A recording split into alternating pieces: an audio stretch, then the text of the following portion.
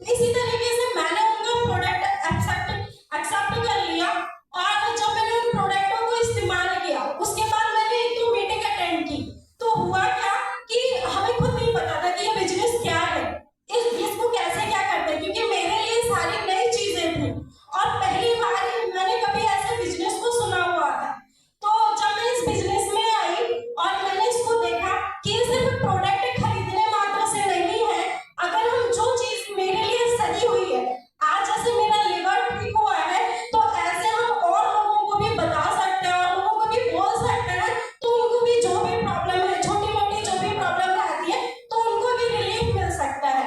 तो ऐसे कर करके जब मैंने धीरे धीरे काम स्टार्ट किया, इससे पहले मैं एक टीचर थी, एक unity career point competition classes में यूपीएसआई, यूपी पुलिस और जो यूपी टेट सुपर टेट ऐसे स्टूडेंट को मैं पढ़ाती थी। मतलब मेरा जो सब्जेक्ट था वो हिंदी का था, और इससे पहले मैं जॉब की प्रिपरेशन कर रही थी। तो मेरा BSc, MSc, TET, super TET, ITI, BTC ये मेरा सब कंप्लीट था, और गवर्नमेंट जॉब के लिए भी मैं अप्लाई कर रही थी। तो गवर्नमेंट जॉब में भी मेरा हो चुका था, फिर भी मेरा स्टिल लगा हुआ था।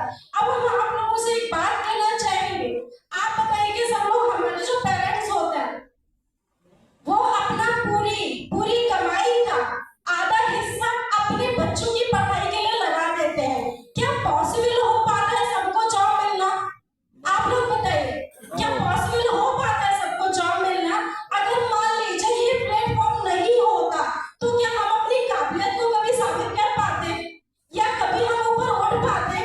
क्योंकि होता क्या है, आज भी लोगों की मेंटालिटी है भाई पढ़ो लिखो जॉब करो, लेकिन जॉब में हमें उस टाइम भी पता था कि अगर हम जॉब करेंगे तो हम लिमिट में रहेंगे, क्योंकि 50 से 60 हजार में मेरा कुछ नहीं होने वाला था, ये हम जान चुके थे। तो जॉब के साथ साथ बिजनेस करेंगे ये मेरी सोच बन चुकी थी, और उसके लिए क्या था कि हमें कैपिटल चाहिए होता था। कैपिटल